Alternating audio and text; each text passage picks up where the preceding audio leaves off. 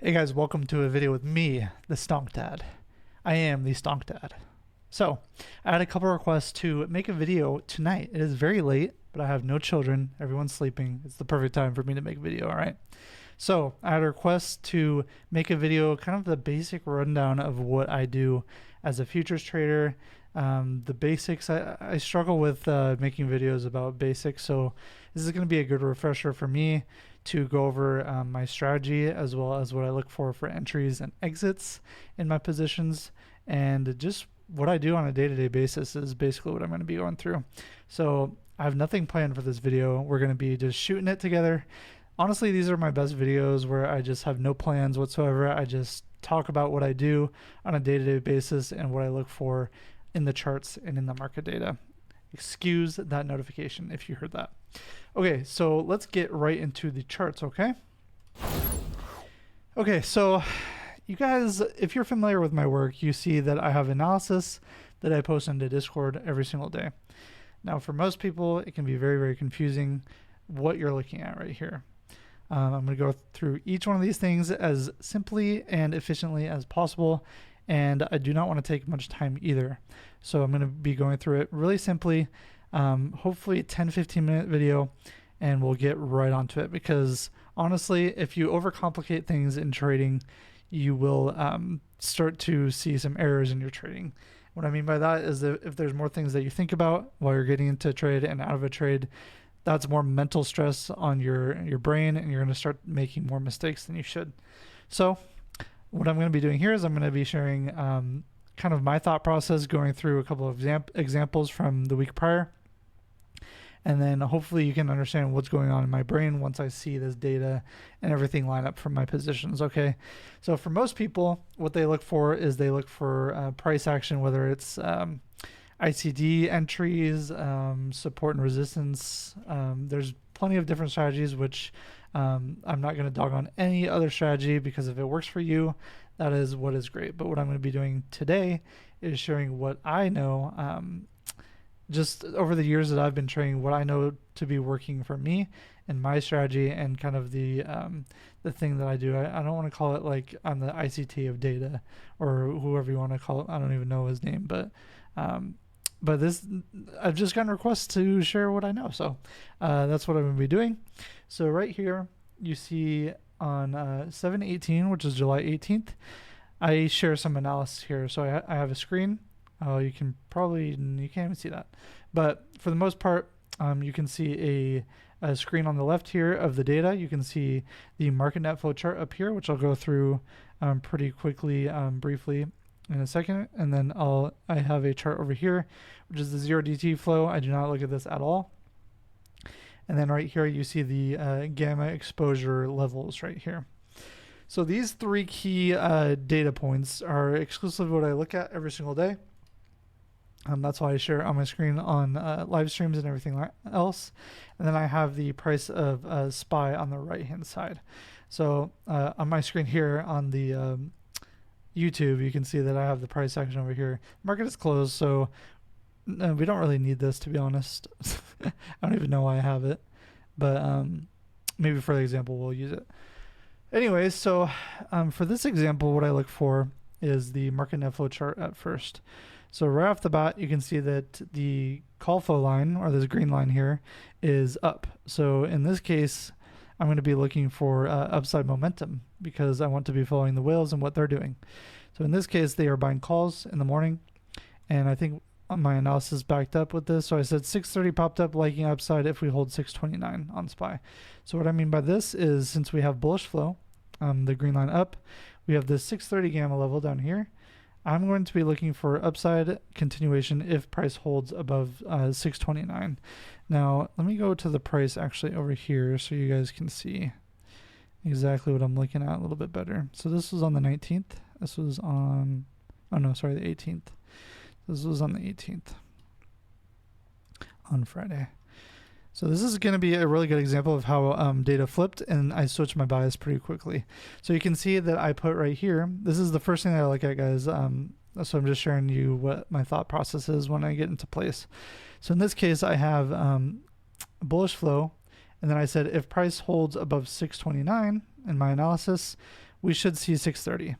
So in this case, I posted this at 7:02 a.m. my time. So this was like 30 minutes after the market opens. So that is about right here. This is actually this candle where we went up. We didn't hold 629. We actually wicked down. This is a very bearish candle. By the way, this 5-minute candle probably looks even worse than the 15. There it is. So that's the 15-minute candle right there. Very, very bearish candle with the wick and then the bearish close. In this case, though, my analysis says, okay, if we hold 629, we should be heading up towards that 630 gamma level exposure pole right here. But notice how I said if we hold 629. So my next post right here is I said massive resistance at 629, need to hold above 629 for me to take longs. For now, I am staying out. So I'm kind of waiting for confirmation, a bullish candle for me to take longs. Notice how call flow is going up here. But notice how price action, it's kind of hard to see, but you can see that bearish 5-minute close happened right there with that big huge wick, which is over here on the chart. You can see. Let me move back over to the 5 minutes so you can see a little bit better. Oh, I gotta scroll over again. Jeez, sometimes I hate TradingView, man. Okay, so there's that 5-minute candle right here. So this is kind of where we're at when I'm showing this analysis over here on the left. So there's that 5-minute close. So notice what flow does here. So I said 630 is gone, put flow is going up. So this is kind of where data starts shifting towards the downside and where I catch that pretty quickly. So notice right here, we can see put flows coming up, call flows coming down. So that instantly triggers. So since we broke that level, we had that bearish close, right? Since we couldn't break above 629, I'm immediately thinking that we should be heading down now because we have puts coming up, this red line. We also have no gamma exposure level pointing us to the upside. We have a massive resistance level at 629, this green bar. And then also we have the confirmation of flow going up. So in this case, I say in my next post, which is at 7:15 a.m., it's 45 minutes after the market opens. You can see that put flow, it's kind of stagnant here. We have calls up and then puts kind of staying here. But we broke to the downside.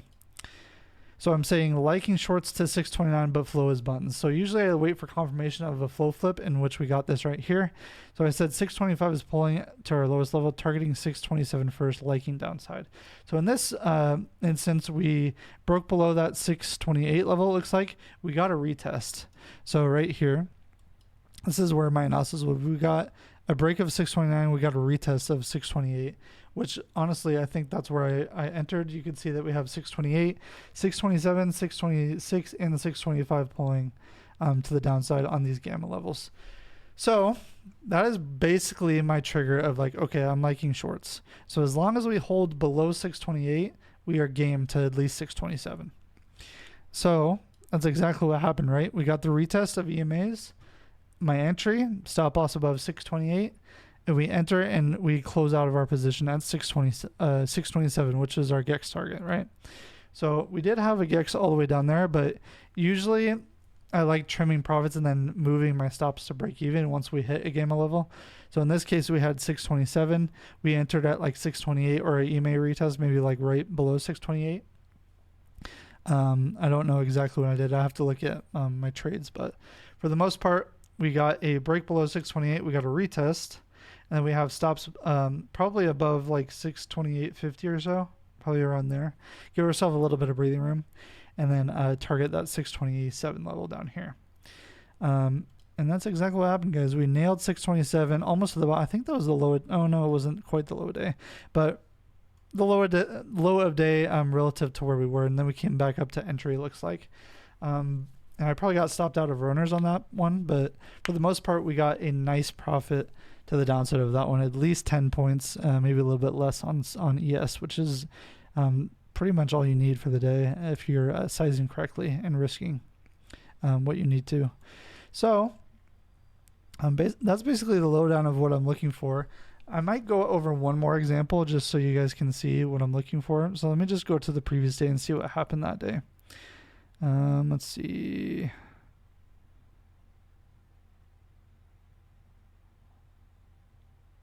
Okay, so kind of something similar happened on Thursday, which is Thursday, blah, blah, blah. Let's go to Thursday. So this is the price action from Thursday. We had a nice trend up. Notice how we had similar data here, but it was just flip-flop from Friday, right? So we had bullish data and then price went down. But in this case, we had bearish data, but we had call flow coming up. So we were looking for upside, and then we got a break of that 625 level over here. You can't even see it on your screen. But you can see right here, we got above 625. Let me mark this so you guys can see a little bit better. So there's 625. We got a break above it and held above it. So in this case, I was looking for upside momentum. So notice how we had this massive call flow flip. And this was at about, let's see what time this was. So this was at 6:54 in the morning. So only 24 minutes after the market opened. So that was about this candle here where we got the 624. I think I almost got stopped out of this one actually because we got this massive pullback, but we held 625 as you can see here. But I think we held it to 628 if I'm not mistaken. So notice how we have this big, huge call flow flip here. And then we have this massive 628 level. So in this case, I'm thinking, okay, we're going to be heading up today. We're going to be targeting 628 for our profit target, and I'm holding all the way up there. Especially if call flow is staying the same, we're going to be holding all the way up to that GEX level.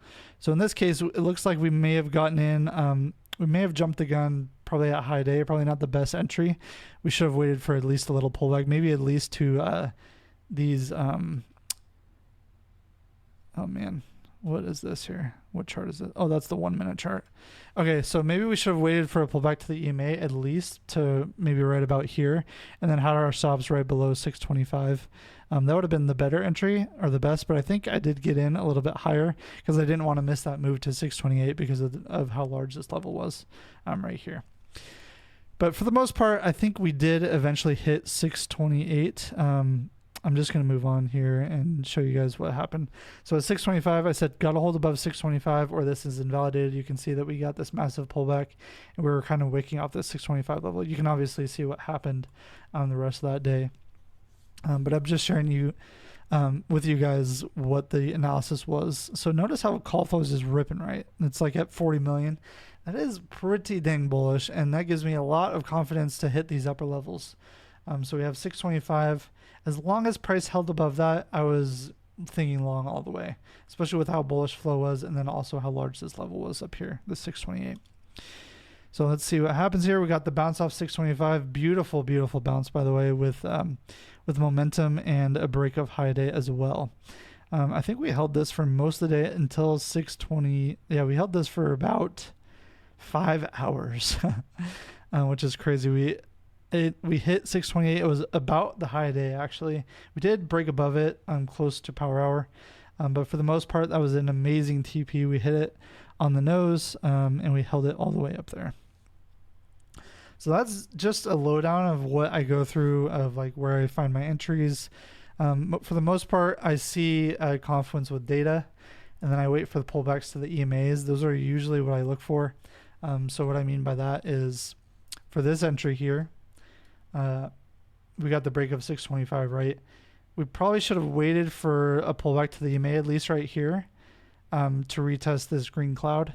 That was probably your best entry there, but I jumped the gun a little bit because of how bullish the data was. Usually it's best to wait, but sometimes I jump the gun just in case, price skyrockets and I miss the entire thing, which has happened before.